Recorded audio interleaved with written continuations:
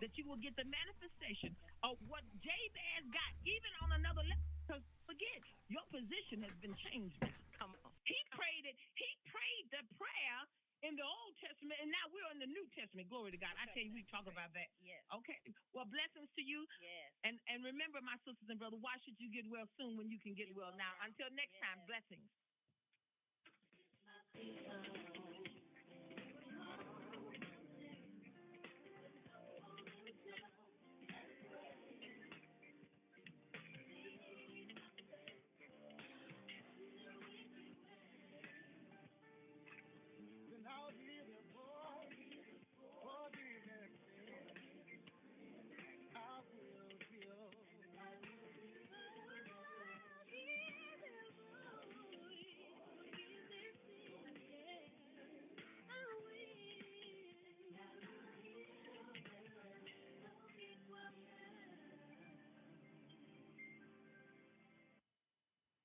The proceeding was a paid program.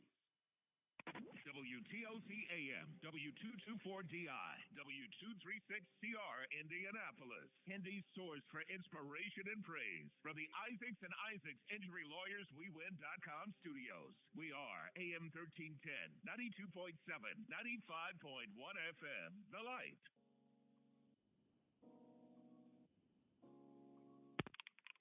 All right, sorry about that. AM 1310.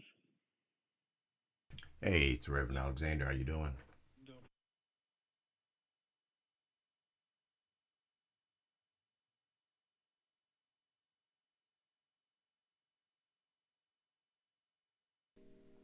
Why?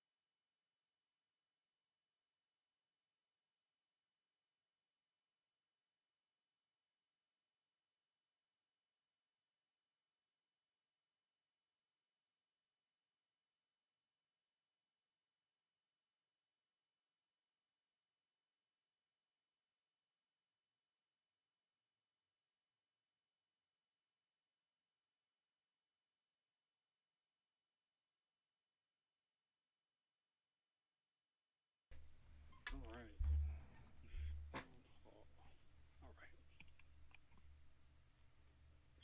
All right, you ready? I'm ready. All right, here we go. All right, putting the disclaimer on there right now.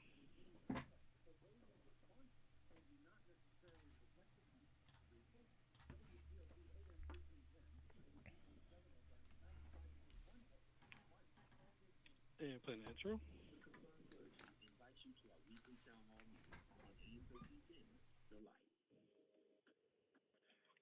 All right, here we go. And 3, 2, 1, you're live.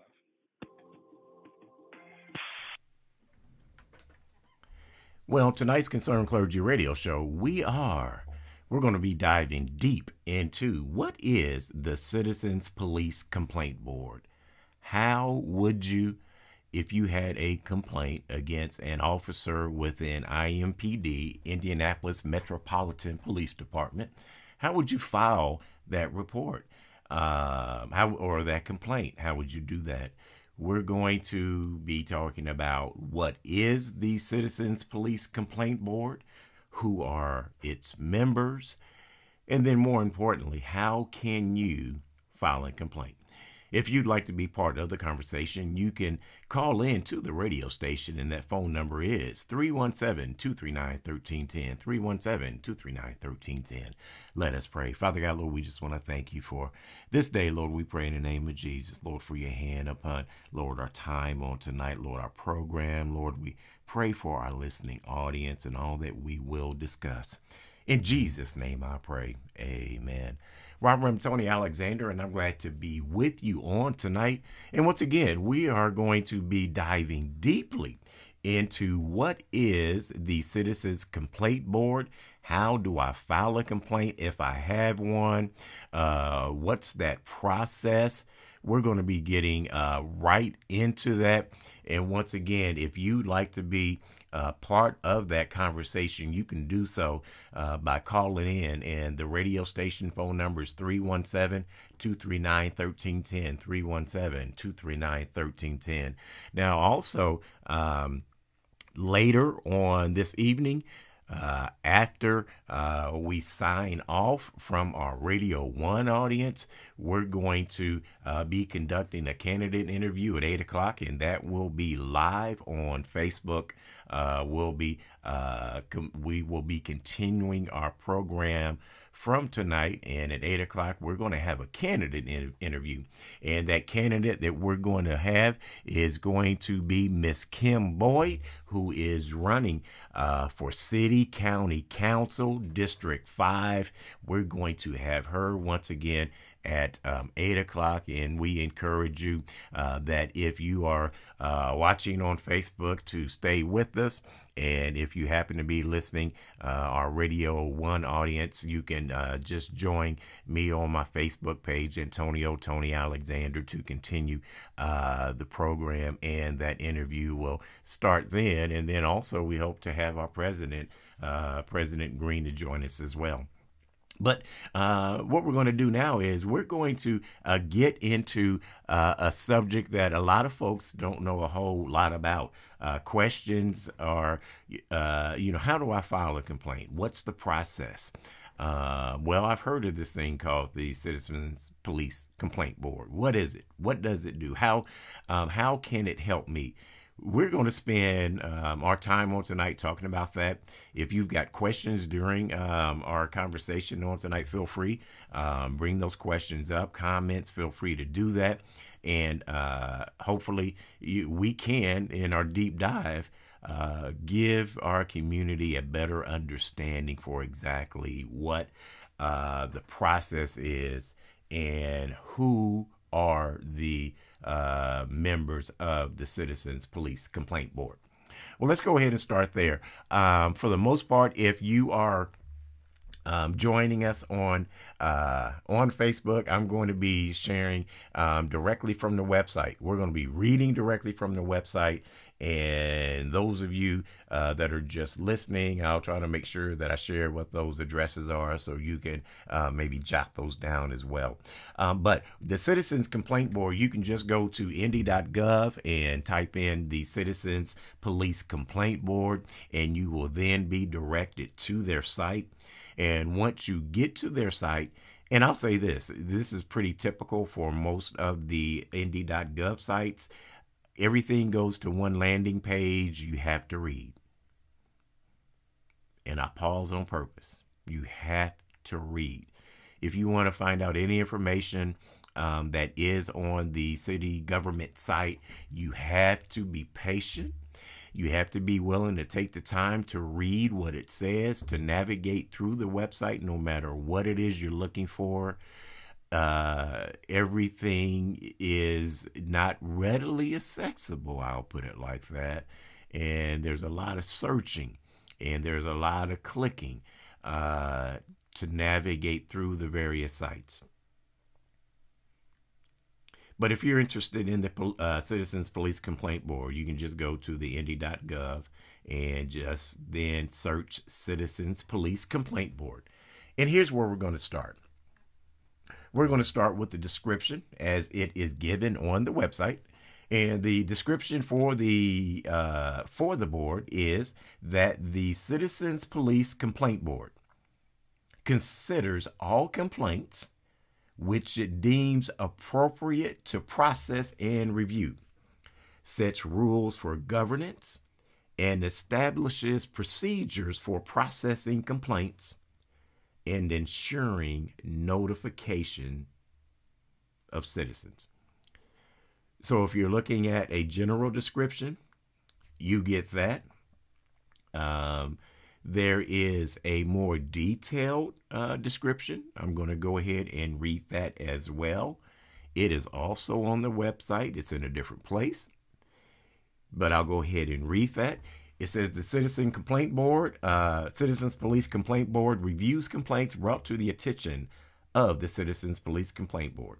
The board is made up of 9 voting members and 3 non-voting police officers.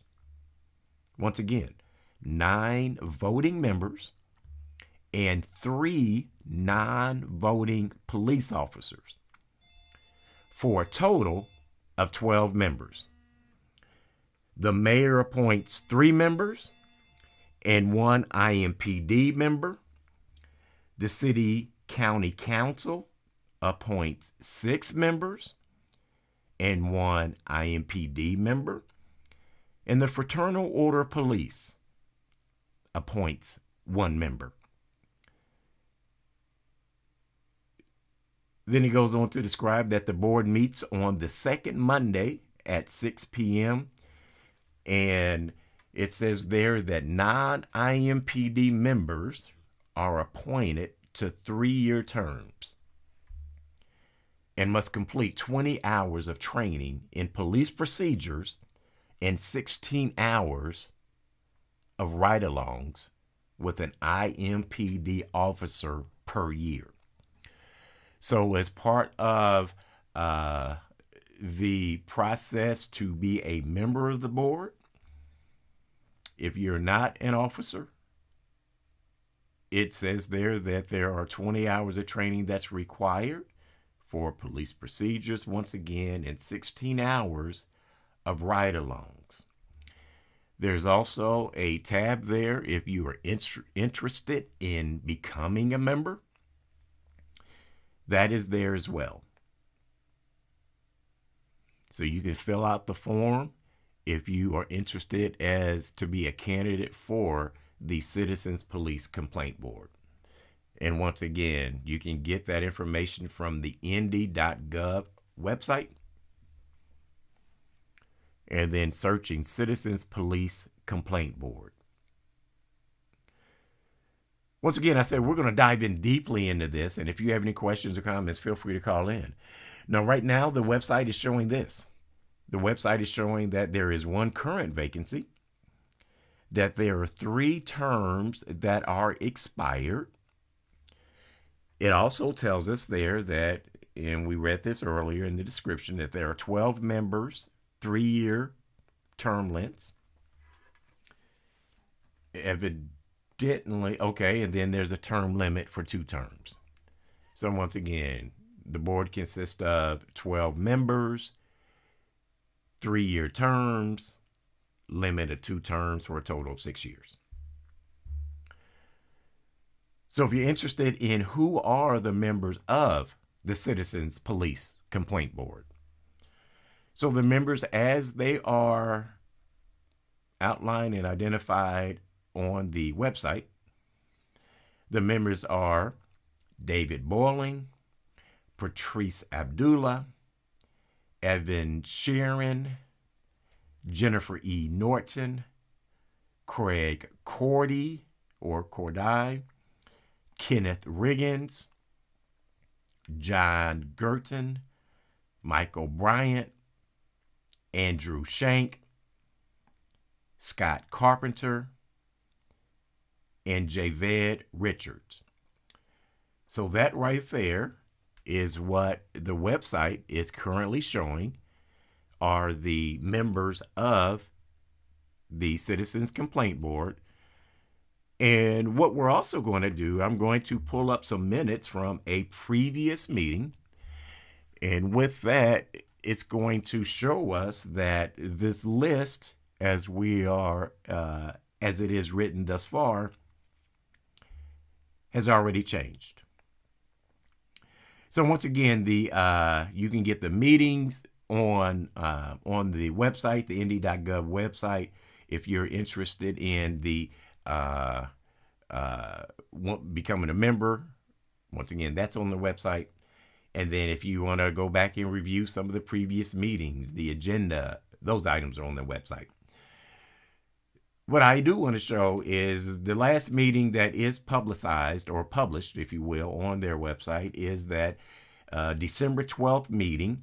And it is the agenda as written was that there were pretty much the opening, office stats, approval of minutes. They do meet quarterly, evidently, so they had 2 meetings of minutes they had to review in December. And then there was 1 case review, and I'm going to share a little bit about that case review. There was an outreach presentation done by R. Ocallo. New business, which included an overview of next year's training program, which would be now this year's training program. And that was what the meeting consisted of. So if we look at that case, and we'll find out certain things happen in that particular case. And once again, we're going to take this case we're going to take their meeting as the meeting minutes are describing from December. And then we're going to tie it once back again to procedures for how do you file a complaint. So in their December meeting, the minutes do show that they had a quorum. The minutes also show there was a complaint. And if you recall, I mentioned that there was a complaint. There was a complaint that was brought, and this is public record. There was a complaint that was brought by an individual by the name of Sharma Wolf against Officer Douglas Simmons. And in the minutes, the complaint says this: the complainant, Sharma Wolf, was present and presented a statement to the board. The board reviewed the body-worn camera video and discussed the case. After an in-depth discussion, Mr. Bryant moved and Mr. Sharon seconded a motion to endorse the disposition of sustained for the allegation. And then the next sentence is, the board voted unanimously to endorse that recommendation. So here we have at the December meeting, there was a case that was presented. They give us the case number. They give us the plaintiff, if you will. In this case, they call it actually the complainant. The complainant being Sharma Wolf, once again, against Officer Douglas Simmons. And it's in this that, once again, the language says that there was a motion and a second to sustain the allegation. That sustain the allegation means that they are agreeing with the complainant, that there is reason to believe that what was brought forth before the Citizens Police Complaint Board was valid. And not only was it motioned it and it was seconded, the board voted unanimously, once again, to endorse that recommendation.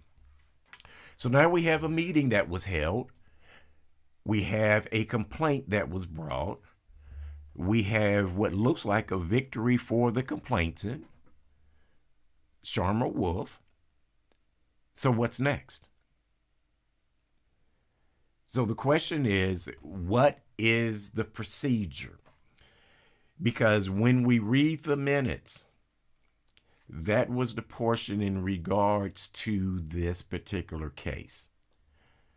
I read the agenda. They said the case was on the agenda. This piece was all that was written as far as the outcome. There's no detail for the discussions. There's nothing there regarding the officer having spoken.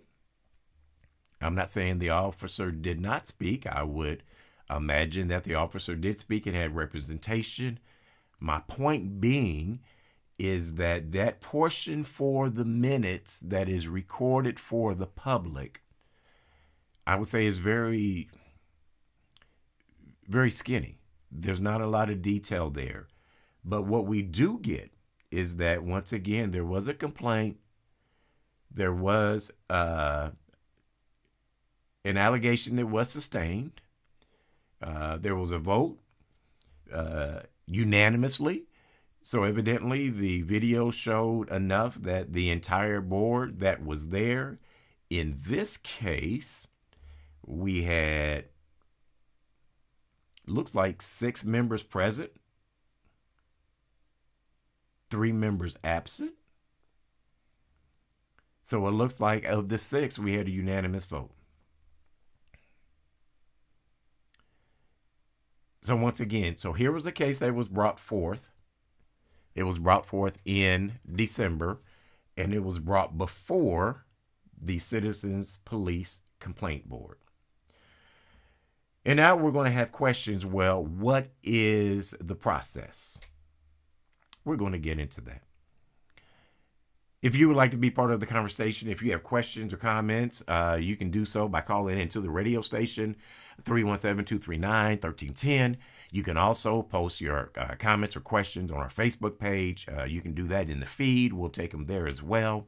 But once again, if you would like to be part of the conversation, feel free to call in 317-239-1310, 317-239-1310. You're listening to the Concerned Clergy Radio Show on AM 1310, 92.7 and 95.1 FM, The Light.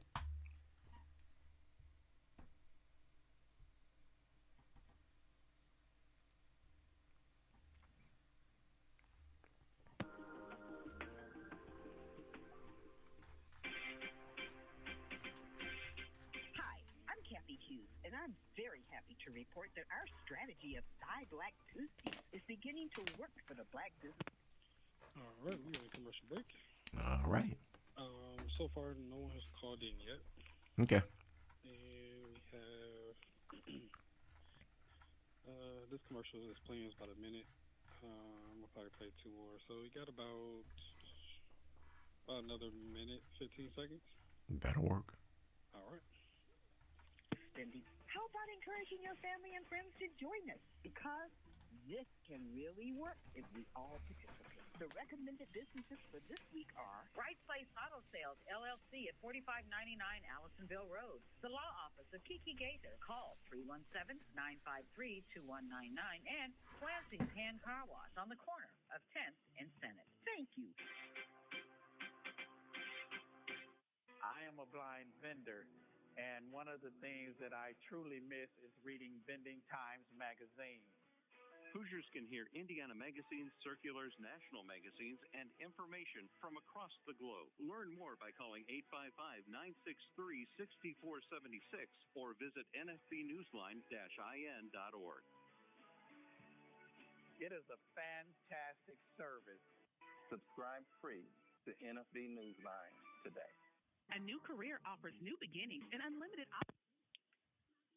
All right, about 10 seconds. All right.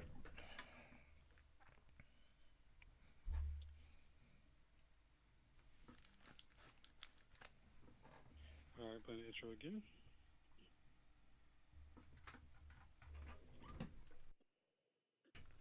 All right, here we go. And 3, 2, 1. You're live. If you would like to contact the Concerned Clergy, you can do so by sending an email. And our email address is clergyindy@gmail.com. You can also phone the Concerned Clergy toll free 1-800-771-4061. 1-800-771-4061. While Reverend Tony Alexander, I'm glad to be with you on this evening. We have been discussing what is the Citizens Police Complaint Board. We've been sharing a little bit of information as to how do you file a complaint, what is the process, what are the procedures. We're going to continue to do that. Just before the break, we had been just sharing a little bit about the last meeting in which there was a complaint that was brought to the board. That complaint was brought by Sharma Wolf against Officer Douglas Simmons. For those of you that are watching on Facebook, I'm sharing that information on our Facebook page. But there is a couple of sentences says there that there was a motion to sustain the complaint, and that was unanimously voted up to endorse that recommendation. And the question, we a lot of times have, well, what's the process? What do we do? How do we file a complaint? And then now that there has been a complaint that has been sustained, well, what's next? What's the next process? Well, I'm going to go ahead and talk about, or we're going to show exactly how, when you look at this particular ordinance for the complaint board, what does it say? What is the language, and how can you file a complaint? So if we look here, once again, on the website, indy.gov, Citizens Police Complaint Board, it tells us there in section 202-801, and you can get that through that website. You just have to dig a little bit. But it tells us there, in order to file a complaint. So if you have an incident that you believe is worthy to let the leadership of the Indianapolis Metropolitan Police Department know about, you think you were wronged, here is what it says. It says here, first of all, that you have 180 days from the action. So if something were to have happened today, you have 180 days, which is roughly 6 months of the action in writing, and it needs to be signed by the person making the complaint. It also says there that you have to affirm under penalties of perjury that the representations contained therein are true. Now, how can I file this complaint? It says here that the complaint may be filed in person or by fax or through mail. On their website, they actually include email now, so you can do that via email. What if I don't file within the 180 days? There's a subparagraph, well, it's actually in the same paragraph. It says that you can file after 180 days if you were in a legal disability during that 180-day period, or whereupon a showing of good and sufficient cause and upon majority vote of the Citizens Police Complaint Board, a person is permitted to belatedly file a complaint. That's something I wasn't aware of. I wasn't aware of that there was some leadway, there was a little bit of liberty for the board to actually accept a complaint after 180 days. A lot of times you don't hear that. They tell you it's 180 days and that's it. They don't let you know that there are circumstances in which you may be able to file beyond that 180 days. So here we have is 180 days in which to file.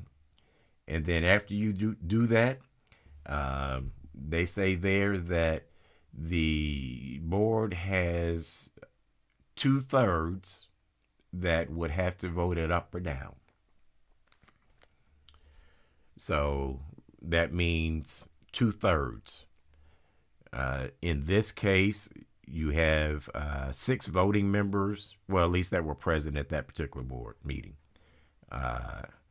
Out of the normal would have been 9, but out of this meeting you had 6, so you just needed 4 to have voted it, but they had a unanimous vote. So that kind of gives what the process is. It also kind of gives a little bit about how, at least how you file a complaint. You can do it via mail. You can do it via, it does have to be in writing. You can also go on the website itself and you can also file that complaint. What I did not describe is on these voting, on the members that we have, we did describe that the mayor had some appointments, the FOP had appointments, and the council has appointments. I will go ahead, because I didn't share this, who has what appointments in this particular time. Before I do that, let me share one other item that came from that December 12th meeting that I forgot to share. Under the new business tab, in addition to the training schedule, which was on the agenda, there was also an announcement there that one of the members, Mr. Bryant, announced that he would be resigning as of that meeting. As part of his resignation, he did give a preference that the current president, Ms. Norton, would remain the president for the calendar year 2023. And why I wanted to state that is, if you recall, on our membership that we had, the membership included Mr. Bryant, and now we can say that that list has changed, and we know via the information that has been provided from our meeting minutes. So there has been some changes. The vacancies they mentioned one vacancy. There was also the mention of, I believe, 3 expired terms. So when you look at that, one vacancy, 3 expired terms, that tells you that they need to fill some positions. So with that, once again, if you're interested, you can definitely apply for that. And you can go to that website and do so. But now that we have, it has been, it's been brought to the complaint board. It has now been sustained. What's next? Sometimes when we get actions and we get voting, you can look at who the appointees were, and that may lend itself to maybe shed some light on it. But once again, what's the next step?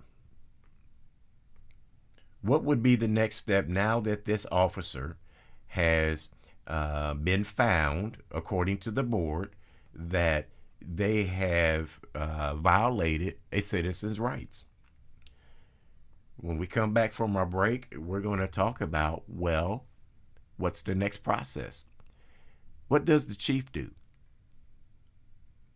Does he have any powers or authority now? We're getting ready to go to our next break. And if you would like to be part of the conversation, you can do so by calling in.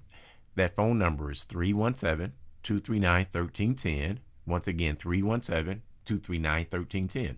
You're listening to the Concerned Clergy Radio Show on AM 1310, 92.7, and 95.1 FM, The Light.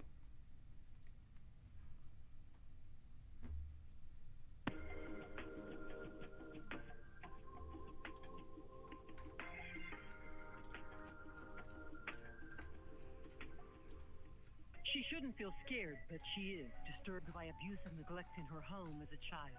He shouldn't face racism, but he does, bearing pain he's too young to comprehend. All right, we're in commercial break. Okay. I'm gonna knock out these last 4 commercials. They're like 2.5 minutes.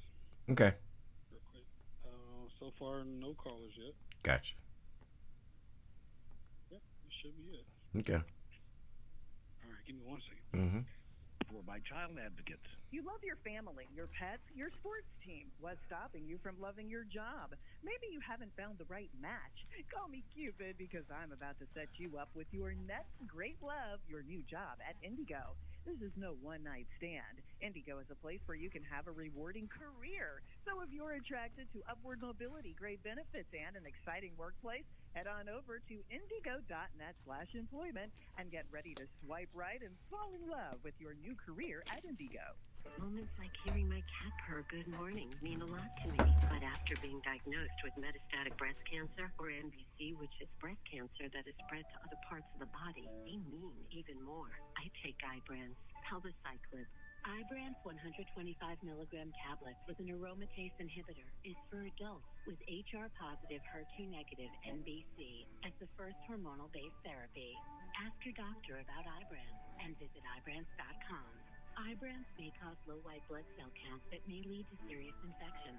Ibrance may cause severe inflammation of the lungs. Both of these can lead to death.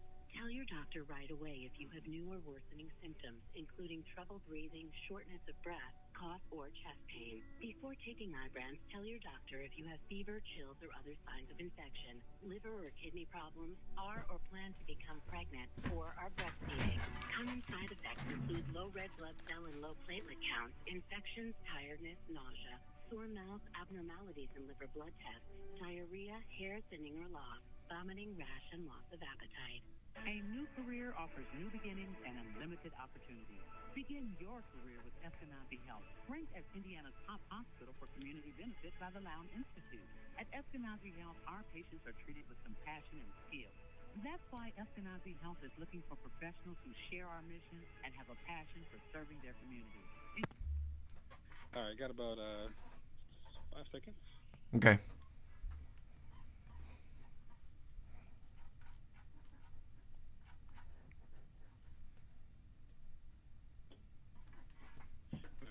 Intro. All right, here we go. And 3, 2, 1, you're live. Welcome back to the Concerned Clergy Radio Show. I am Reverend Tony Alexander, and we are talking about how would you file a complaint against an IMPD police officer if you had something that you thought was a valid reason to file that complaint. We've been actually diving deeply into the process, sharing that this information is on the website. I've been reading directly from the website, sharing that information so that everyone is pretty much at least hearing, here is what it says. Here's what the rules and regulations as they are at least printed. So I understand, what are my rights. If I am wanting to file a complaint, it is 180 days from that incident. So if something happens today, once again, something happens today, I've got 6 months, 180 days to file that complaint. And there's a couple stipulations to go beyond that. I have to have a reason and present that to the board, and the board can at least override that. In addition, we shared a case that was brought forward to the Citizens Police Complaint Board in December. So for their December meeting, there was a case that was brought before them, and we shared a little bit, about what that case was. The case was brought by an individual by the name of Sharma Wolf, and that was against Officer Douglas Simmons. We talked about that case and the fact that in the case it was a sustained complaint. Sustained meaning that they found that the complaint was valid. So the question is, well, now that they found that the complaint was valid and that was done in this Citizens Police Complaint Board meeting, what's next? What's the process? Well, we're going to go ahead and talk about that. So as it is shared here, it says there that once again, we'll back up a little bit. It says upon filing the complaint, then you send a copy of the complaint to the chief of police or whoever the chief designee is. And then it says that in addition, of course, the officers that are alleged will be notified and given a copy of the complaint. After a filing of the complaint board shall table its own investigation for a period of 60 working days to allow the department to conduct its own investigation and allow the chief to take appropriate action. So what that is saying there is that the board can be actually doing some sort of investigation, but once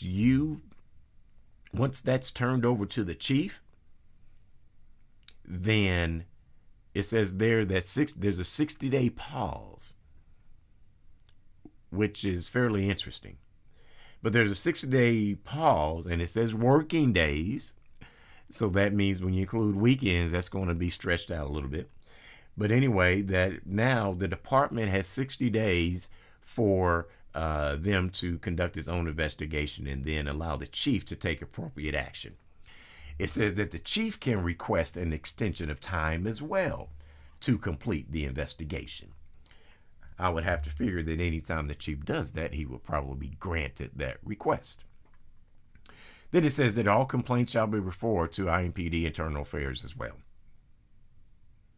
An independent investigator employed by the complaint office shall conduct a concurrent investigation and work in collaboration with Internal Affairs.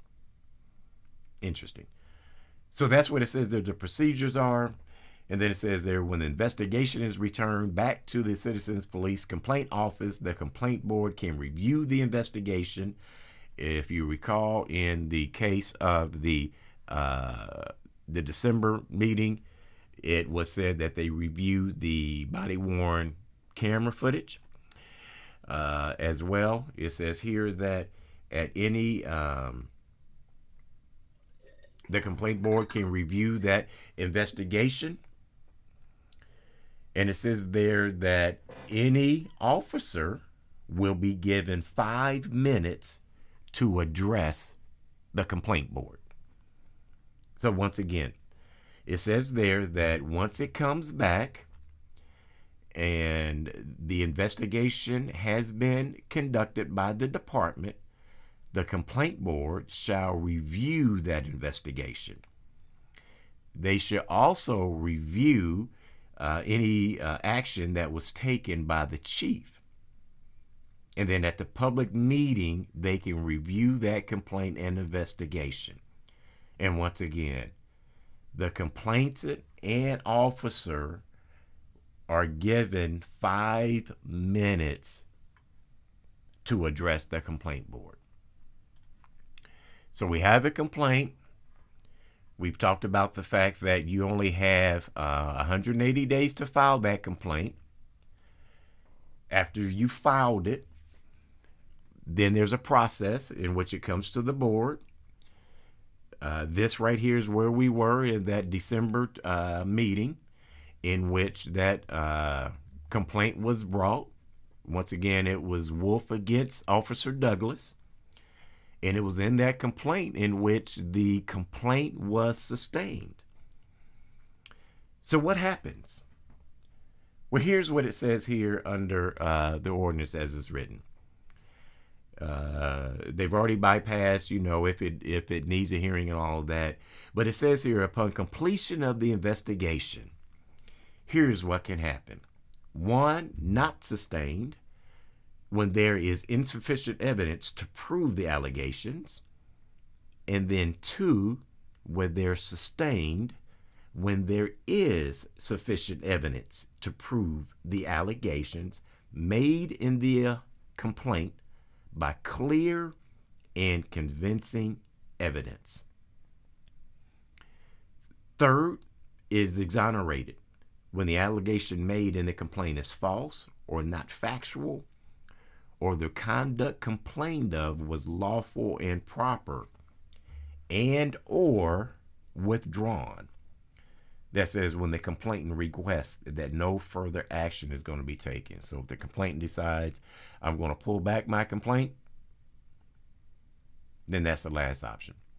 Now, in this December hearing, once again, it was noted in the meeting minutes, that it was a sustained complaint.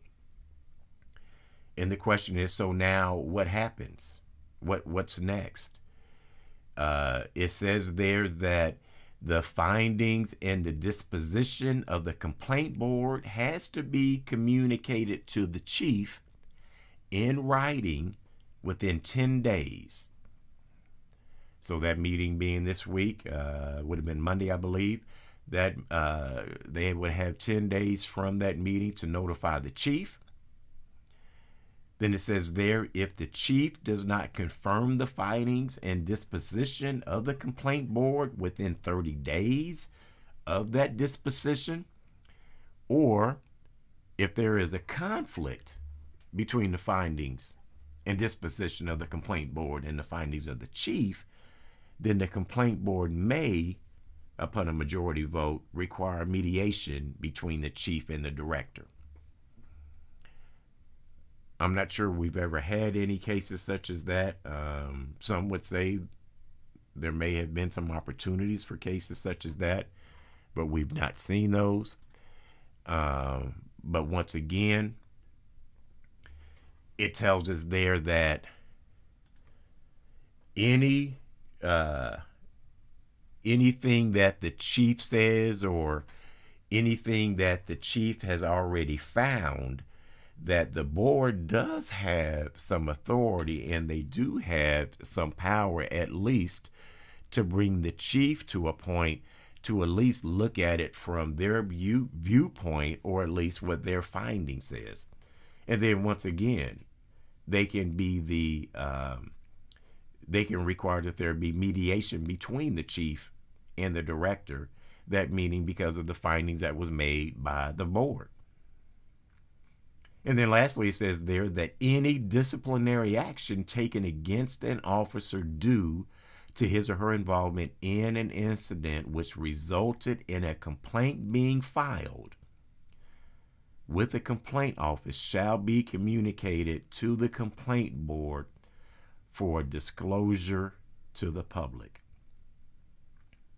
So what they're saying there, any disciplinary action that is due through the process, and it went through the process, which in this case it did. Once again, we had Sharma Wolf versus Officer Douglas Simmons. And it was in that case that it was a sustained complaint. That means, I believe that was December 22nd or whatever that date was in December.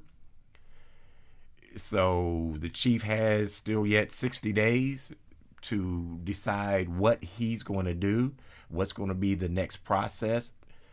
But considering that this has already been a sustained, considering the fact that it's already been sustained, we should be able to hear, or we should be able to see or read what is the disciplinary action that's going to be taken in this particular case. And I have to say, it's not too often that we see sustained complaints. I also have to say I'm very eager to see what that sustained complaint will be. We have, as what we've read thus far, what we've seen thus far, we're going to have a right to find out exactly what that was. We're going to have a right. We're going to have a right. But I do want to say that, as we looked at this particular case, and I just went back and checked, and it was December the 12th, As we went back and looked at it from December the 12th, we saw the agenda, and that agenda was very skinny. And when we see at least what is being reported, what's being shared out, even with the public in this particular case, I would call that rather skinny as well. We have actually just a couple of sentences there that the complainant was present, presented a statement to the board. We now know that statement was only 5 minutes.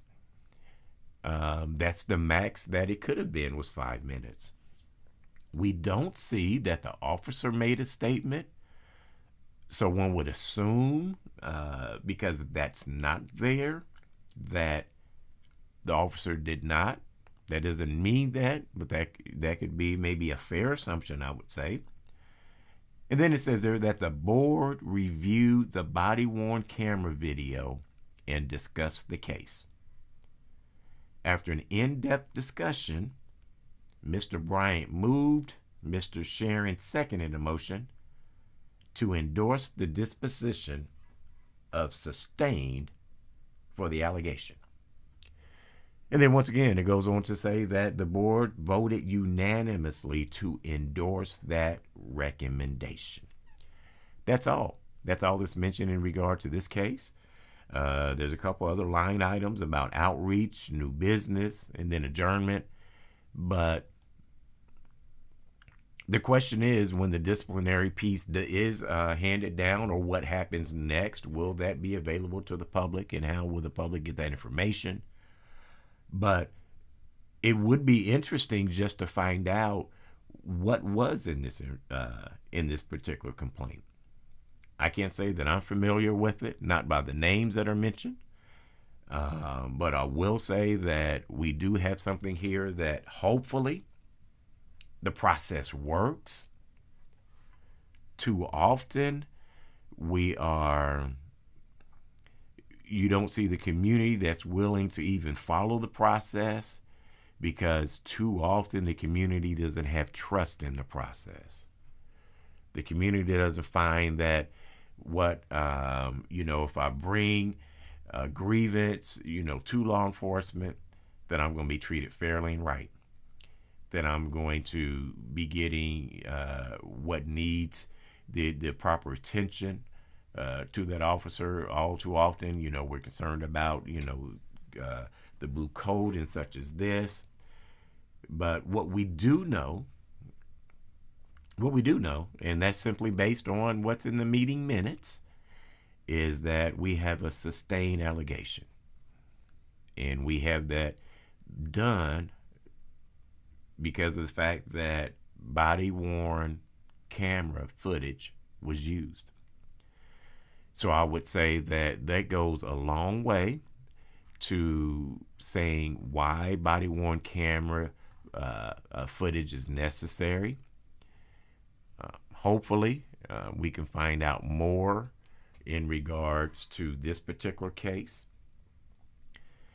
But it does provide, I would say, at least an insight to why the community has been really, you would say, beating the drum for not just the officers to wear the body-worn cameras, but then to be transparent.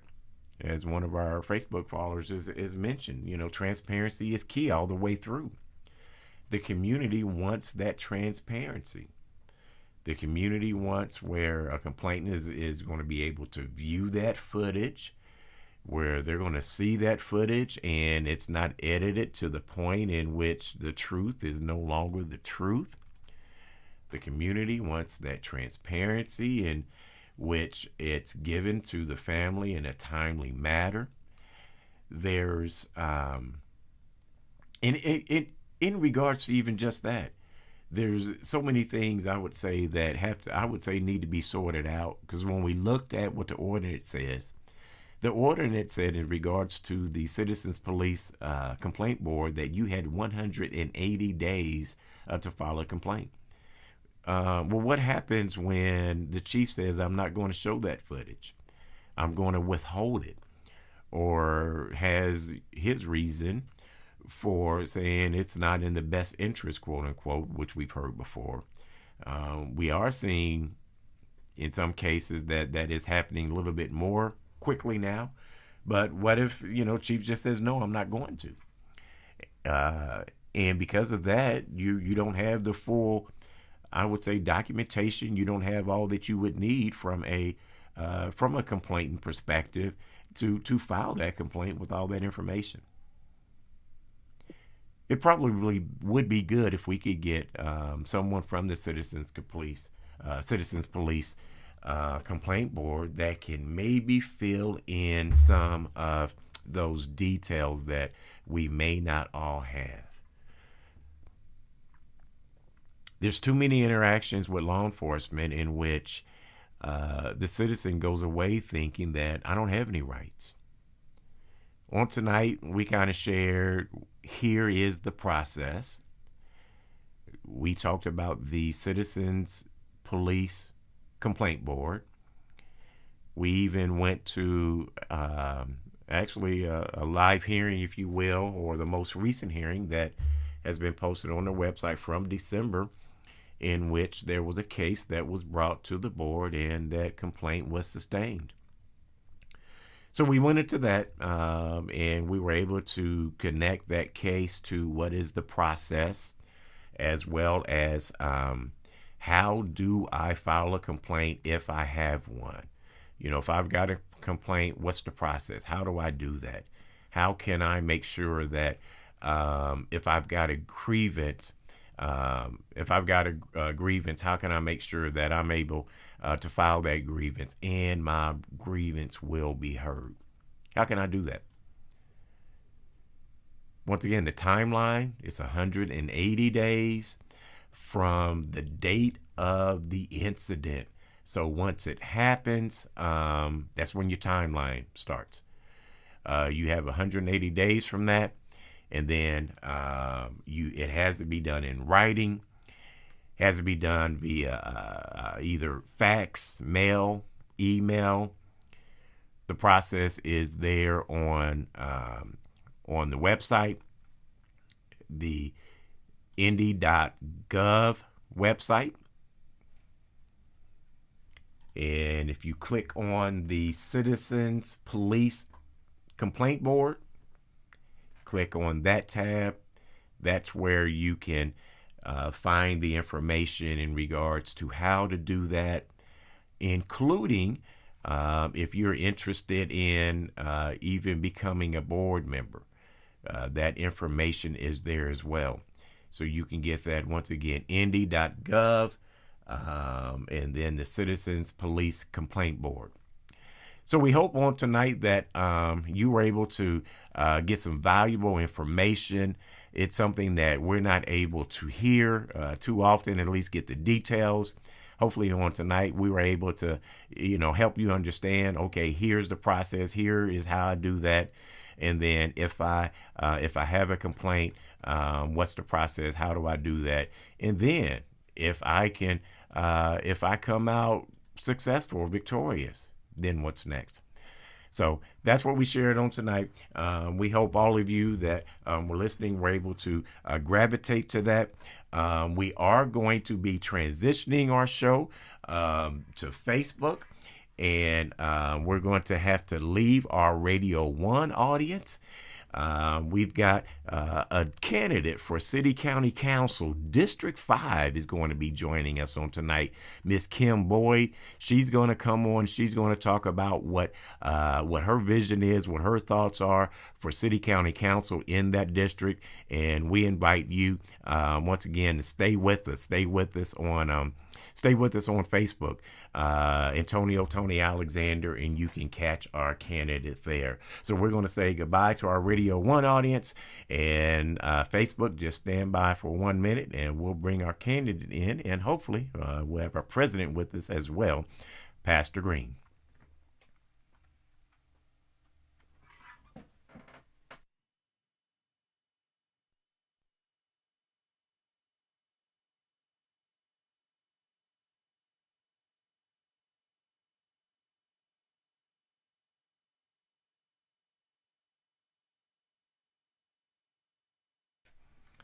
All right, Pastor Green and Miss Boyd, I see you. Just bear with me for a second, and we'll be with you. All right, evening.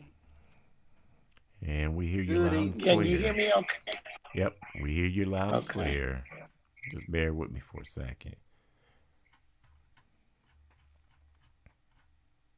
Might want to adjust your video a little bit, Miss Boyd. Yeah. Need me to move it a bit? Yeah, you may want to center yourself a little bit.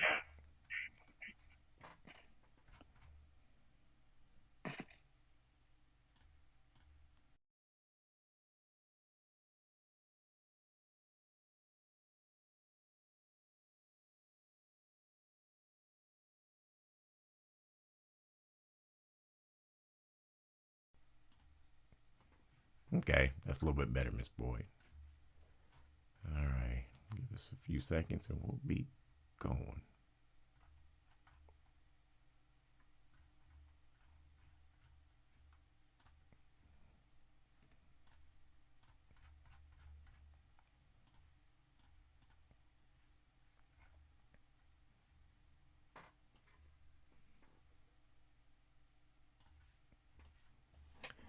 All right. Well, welcome back to the Concerned Clergy Radio Show. And now we have with us, we have candidate Kim Boyd, who is joining us tonight to talk about her city county council run for district number 5.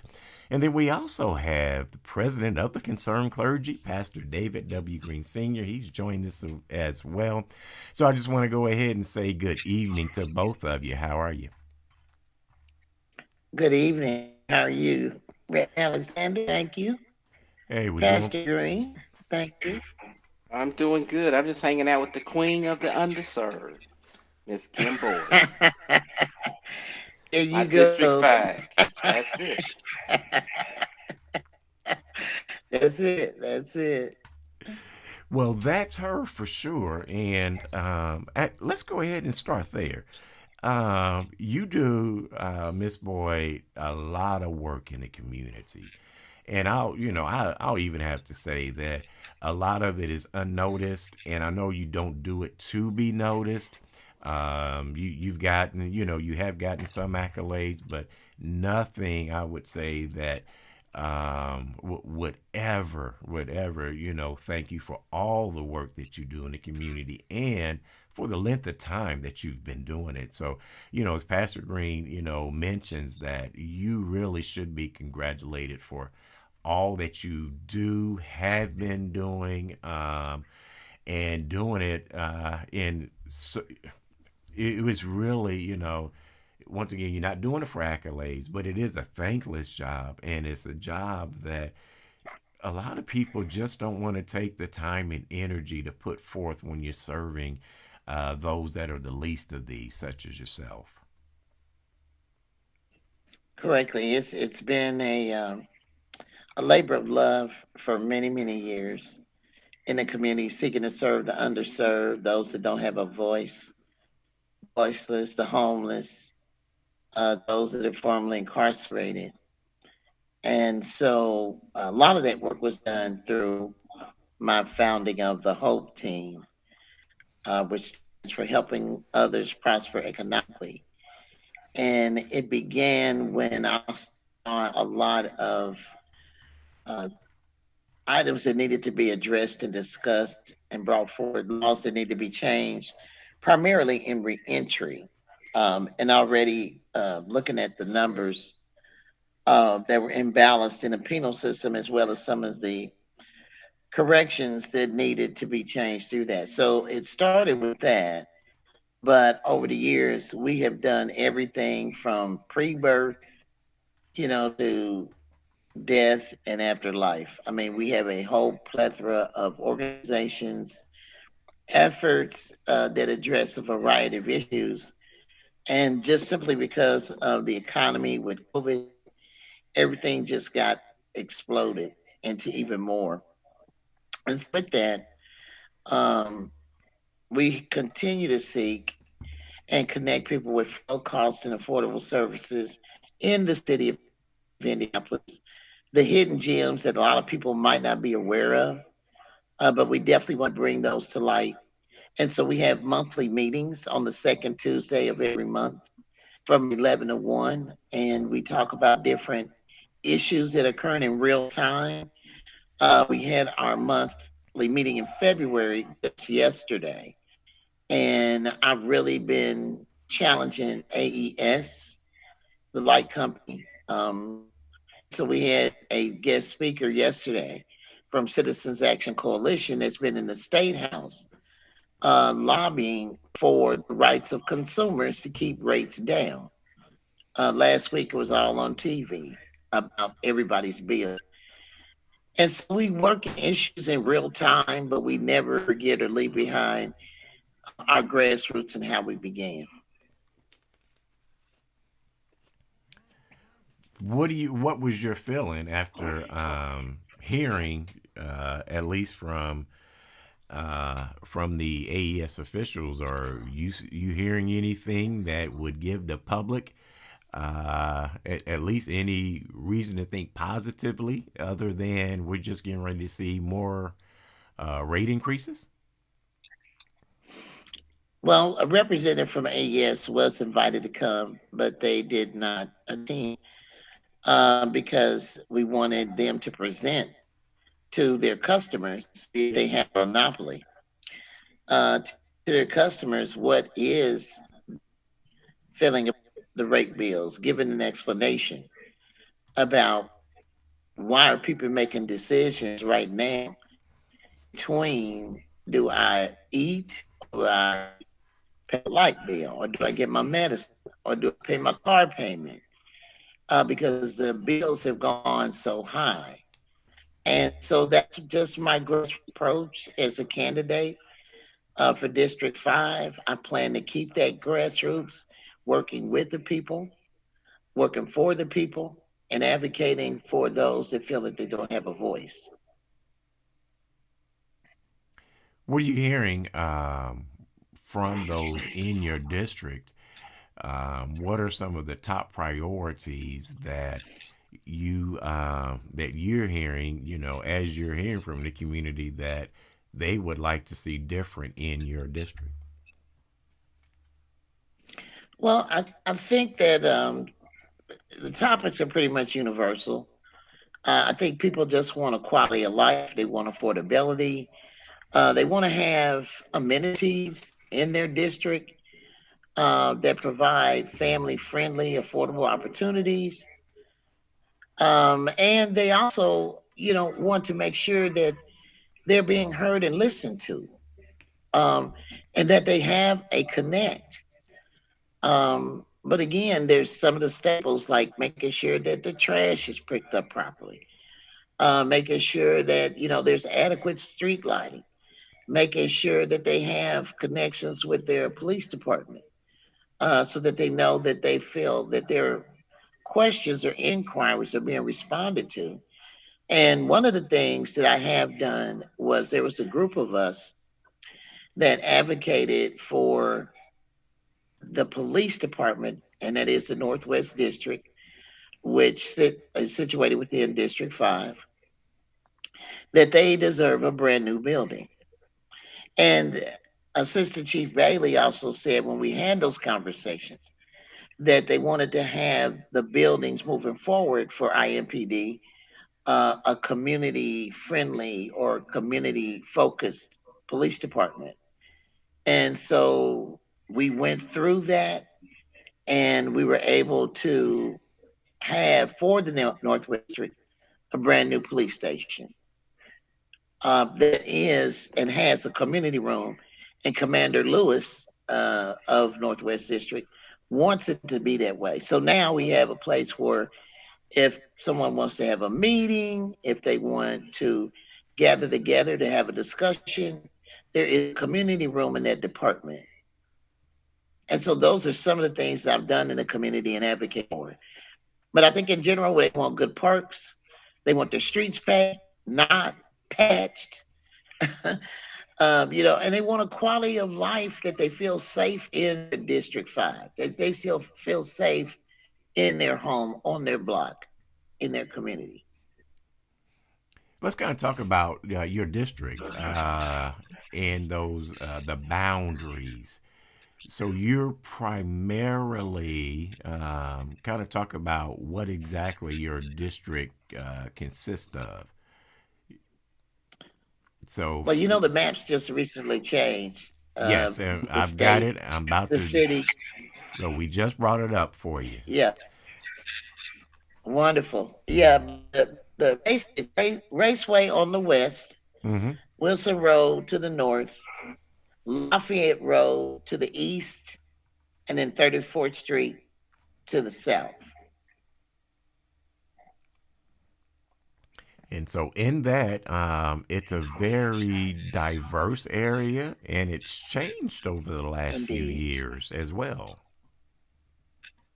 it has. It has. But diversity has never bothered me whatsoever. I mean, I think that when we have a rainbow culture, if you will, I think it just adds more to the diversity and the flavor of a community. But there also should always be open dialogue so that we can always understand each other and then get to a resolve. Too often we're hearing, especially in from our community, that a lot of folks don't think that they have the ear to a lot of their representatives, especially those that are on the council, in other positions that are really necessary, especially for the people that are living in the community, uh, seeing so much going on in the communities, but they feel there's a disconnect there. What are your feelings as to how to make that connection back, from downtown to the rest of the city? Well, again, through all of the work that I've done, Reverend Alexander, through the years, I mean, I've done stuff on the east side, the west side, the south side, the north side, because I'm about people being empowered, period. And so, with that, I would definitely seek to garner that communication, working from the least of these to those that have entitlement, shall we say. And I've always done that, to try to bridge the gap of communication because sometimes we work only in our silos, but we really don't grow and expand and know the quality and the opportunities in our city if we do not come together and have that dialogue. So I've already got an ample supply of people that I've worked with on different projects on all sides of town of Indianapolis. And with that, it's given me as a candidate an understanding of the different dynamics of the side of town. But even with that, been trying to work together, the east side with the west side or the north side with the south side. But as a candidate, I definitely would want to bridge those gaps. And so that we all feel like we have a quality of life and understanding because there's different priorities in one neighborhood that are not the same priorities in another neighborhood. And so, but we can find a common ground and a denominator to work from, and then further that communication so that all districts in the city, if they work together, all districts can prosper. Well, you've demonstrated it, and a lot of us have seen your work firsthand. Been in meetings with you, been on the street with you when you're fighting for folks, doing what is the ugly work. We don't see a lot of that in our council members, and it takes what we always hope, Miss Boyd, is that we have somebody that really understands the fight on the ground level. And I'll go on record as saying that you are one that has demonstrated that. But having said that, you fought on the ground for so long, and now you're entering into some maybe some different territories, maybe all uncharted territory, from somebody that's always on the ground beating the pavement. How's that been? Well, that is true. And, I'm a student of politics because sometimes with the work that we've done in the community, we've had to understand the politics, but in the conversation, get that understanding of how to change the dynamics of the politics sometimes, that it benefits the people. And so I've done projects with City County Councilor Ollie Brown. I've done projects with City County Councilor Lakeisha Jackson. I've done projects with City County Council President Vop Osili. I mean, so it's not like I don't know some of the current counselors and the work that I have done, but it's always been from the standpoint of bringing people up to a more knowledgeable level, understanding of the dynamics, and having that relationship and that conduit from, well, what does Sammy in the street understand about Harry who's homeless, relating that to Peter the politician, and trying to wield those worlds together, and so that everyone has an understanding, and most importantly, everybody feels like they have a voice and that they are needed in this fight to make a greater community, just as the same as anyone else who's elected for office.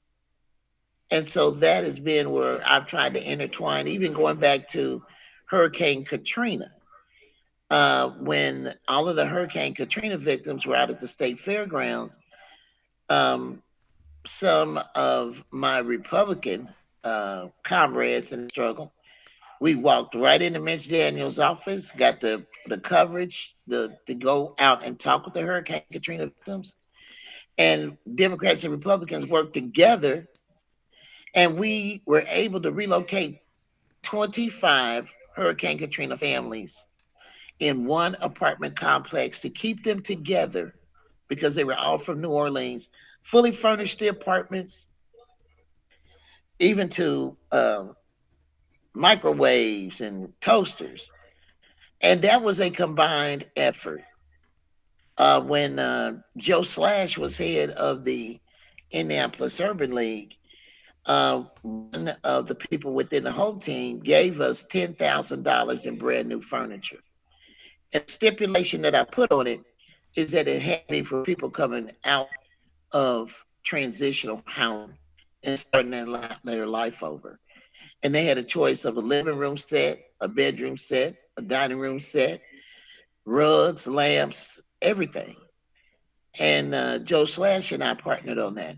So again, it's just been people coming together through a number of years. Last year, we did the All Things Senior Expo with KG, Community Action of Greater Indianapolis, at the Edna Martin Legacy Center, because we felt that we needed to do something specifically for our seniors, and especially free, low cost, and affordable. So I'm in the process of working on year two of that with the committee. It'll be again, I think it's April the 28th at the Ed Martin Legacy Center, and all things senior.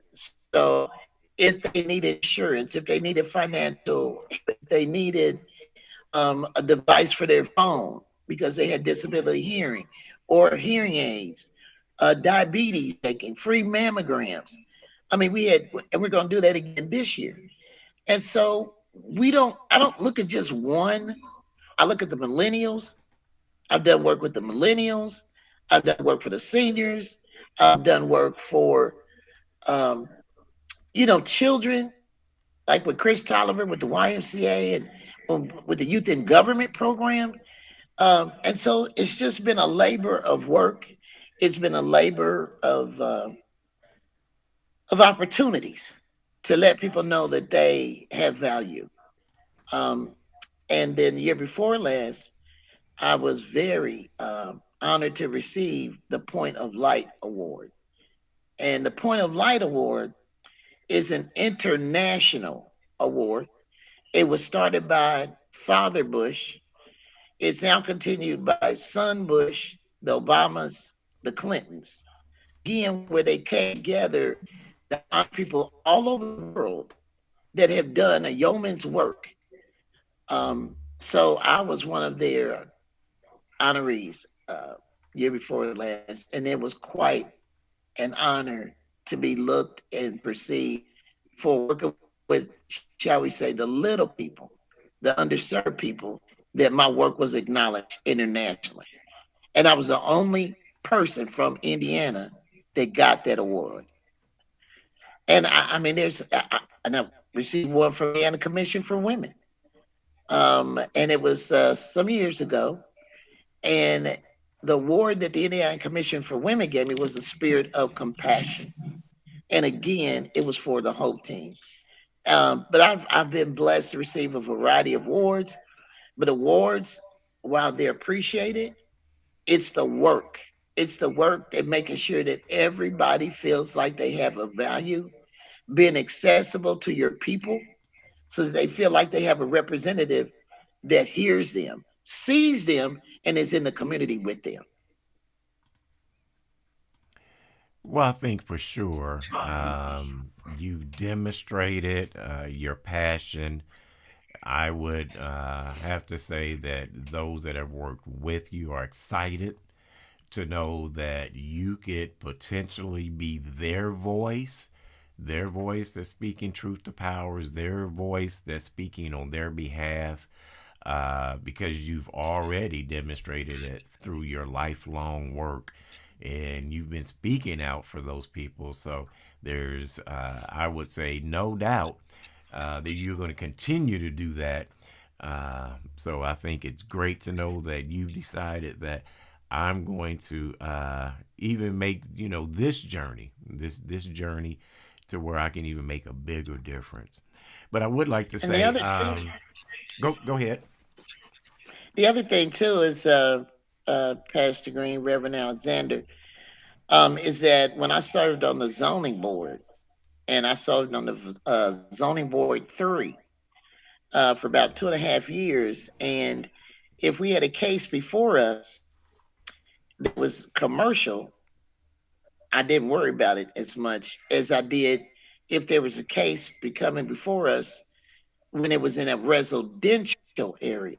And every time I looked for or I asked, has to the petitioner, has the neighborhood been consulted on this?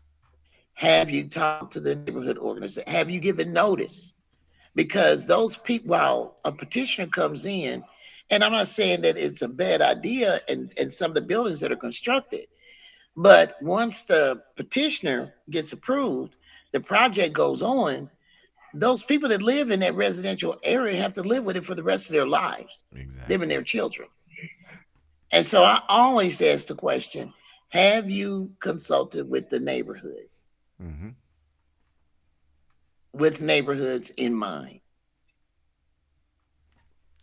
If you had anything, to share with the listening audience before we're done on tonight, like how could someone volunteer if they wanted to, be part of your campaign, or if you've got any website, phone information, anything you want to share for the listening audience, please feel free to go ahead and do that. Share all that information. If you have anything coming up, any events that you like to share, please feel free to take a moment to do that also, Miss Boyd. Well, thank you. We're kind of late catching up because I actually filed on the very last day to file. But with that being said, if someone would like to reach out to me, they can do that via my email, and that is KLB, as in boy, 2600 at gmail.com. If someone would like to send a donation of any sort, which would be most appreciated because this is a grassroots effort, they can send that check to Committee to Elect Kim Boyd, City County Councilor, District 5, to 4525 Guilford Avenue, Indianapolis, Indiana, 46205. Attention, Joe Simpson, Treasurer. And Joe Simpson as you know, was head of admin and finance for many years on the city county council. And I don't know if a lot of people realize it, but he saved all of us taxpayers, along with Fatty Cadora, a lot of money. And so I am proud and honored to have him as my treasurer. Okay. Well, Miss Boyd, we definitely wish you the best. We praying for you as you're going through this process. Thank you for joining us on tonight on the after show of the Concerned Clergy. If you have anything that you'd like to share and you want to get out, please feel free to, let us know and we'll get that out for you. So once again, thanks for joining Thank you. us. And we're going to allow our president, Pastor David W. Green Sr., who's also a candidate for City County Council District 1, to go ahead and close us out for this Yes. evening. Well, I just want to thank Miss Boyd and congratulate her on those international, national, statewide awards that she received. Now you know why I call her the queen of the underserved. And she would be certainly her voice brings a community lens voice. While she certainly is corporate minded, she understands it. She still brings that community side. So you have great balance. So I'm just excited that she elected to, in this season when she could have stayed out of politics, chose to embark on this endeavor. I just think many people are running um, this term, this session, because they want to see things a little bit better and willing to step up and say, let's take a shot at it. And so I know that District 5 will be well represented with Miss Kim Boyd. You can rest assured that the voices of the disenfranchised in our community, they would have a strong advocate there, bringing their needs to the situation, and that's what's important in this season. I think for us to be a better city to address the needs of all people and not just some. So my hats off to this young lady and the great work that she's done, and she's going to continue to do. Win, lose, or draw, she'll still be doing this work. So there's no doubt about that. She loves the city of Indianapolis, and Miss Boyd, I've admired you and your work, and been blessed to come to the Hope Team meetings, etc.